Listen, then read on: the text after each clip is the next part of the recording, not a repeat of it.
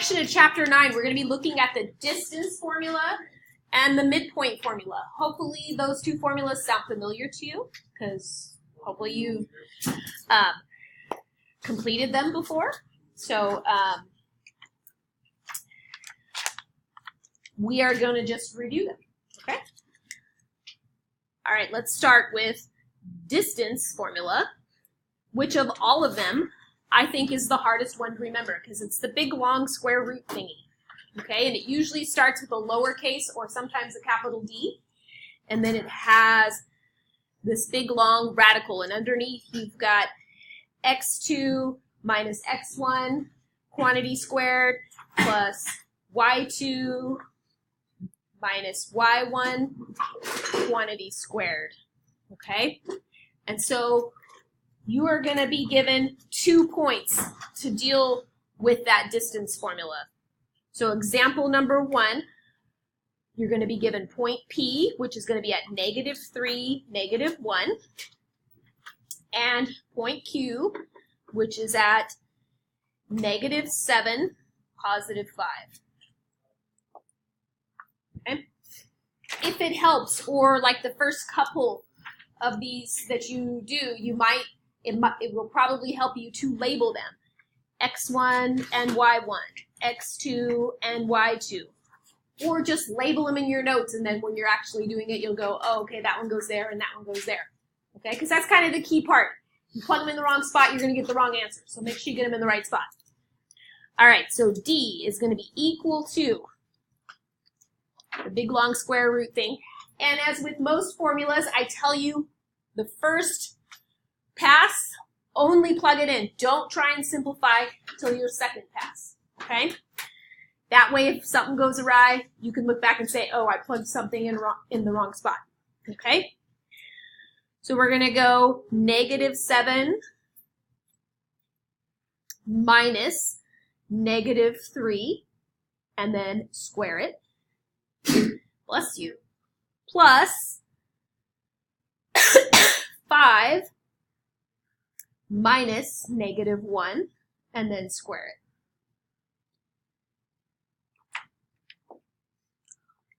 All right, and then the only thing tricky here is when you've got minus and negative, or you have your positive and negative signs, just be careful with those. So I would change this to plus plus and this to plus plus. Then go ahead and simplify it. So -7 plus 3 is going to get you to -4, and we're going to square that in just a second.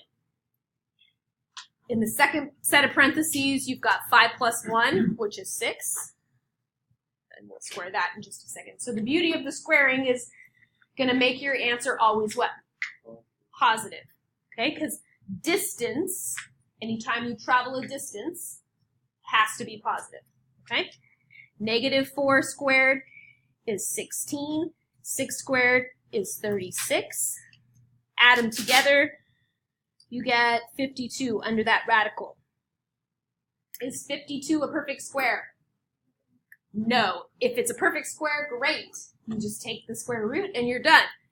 If it's not a perfect square, you're going to do one of 2 things depending on what the directions tell you. And if the directions don't tell you anything, do whichever one's easier. Okay, so it's either going to tell you to simplify the radical,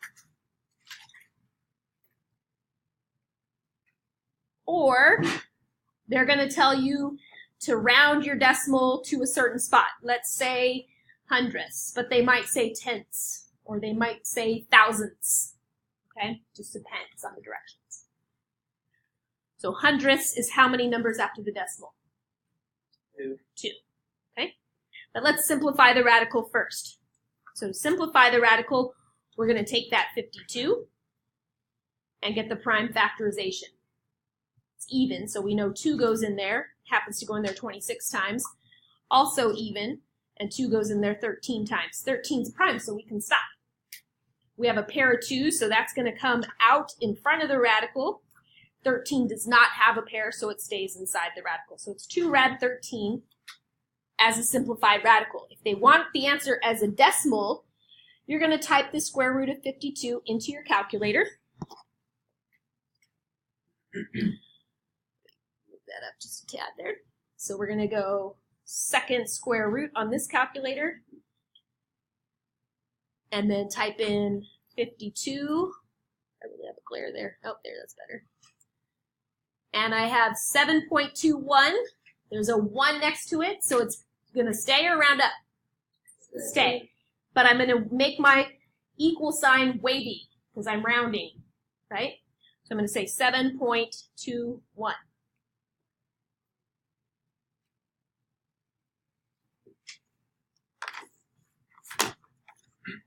Right? So on your little piece of graph paper, you're going to write 9 point, I was writing 7.2. 9.1 notes. Okay? We just used point P, which was at, what was it at? Oh, -3, -1. So you go 1, 2, 3 to the left, down 1, and label it P.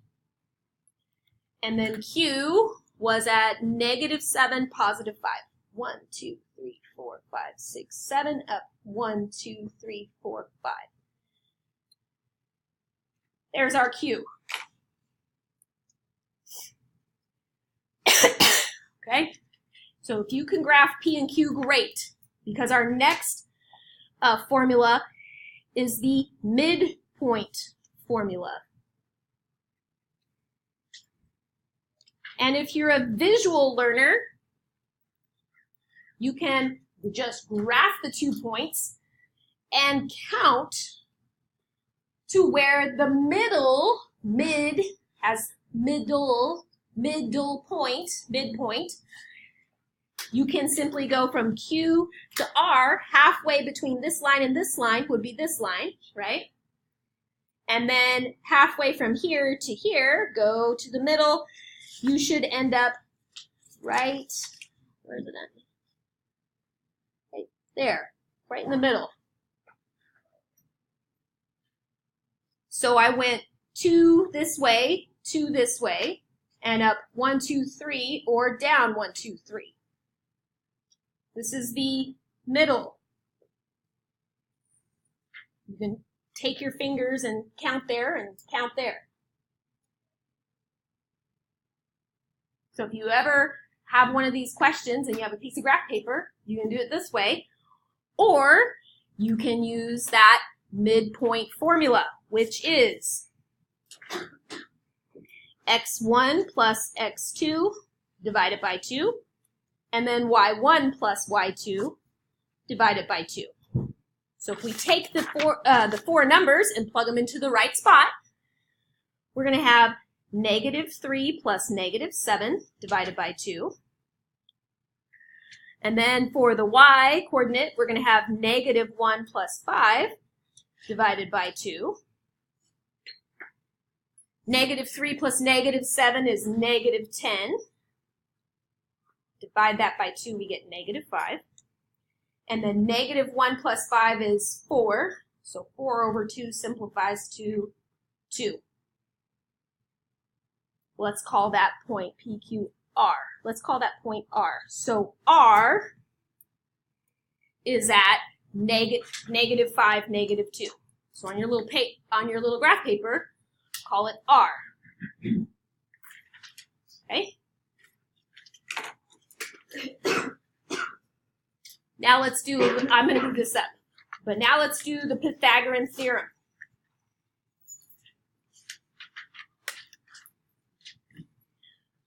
So the third one is the Pythagorean Theorem.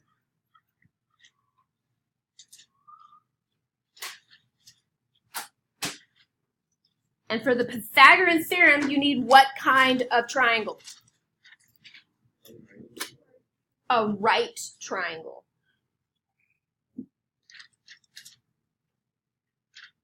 Okay, and then who can tell me the Pythagorean Theorem? That should be easy. You all can. Good. A squared plus B squared equals C squared, where A and B are both what parts of a triangle? The legs. And the C is the hypotenuse. Okay? So back to your little piece of graph paper. If you were to connect Q and P, right, it should go right through that midpoint. But is there a way to make that into a right triangle? What if I took point Q and dropped it straight down until it met P coming out straight to the left? And made a right triangle out of it.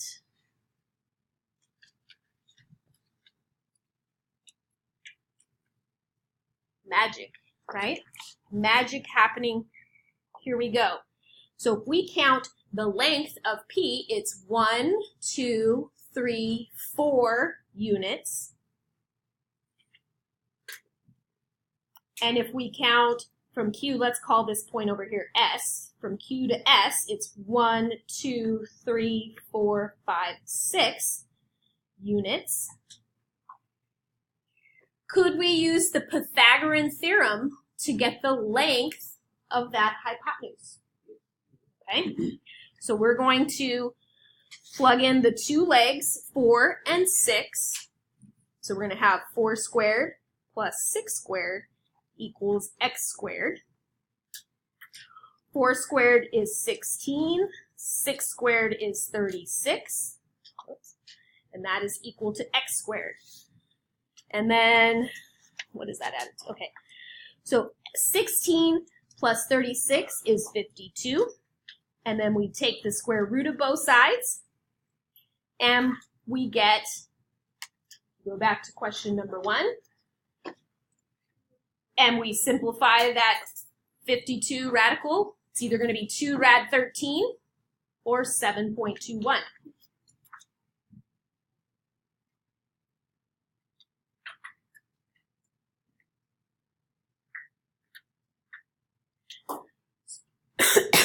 Finish copying that down.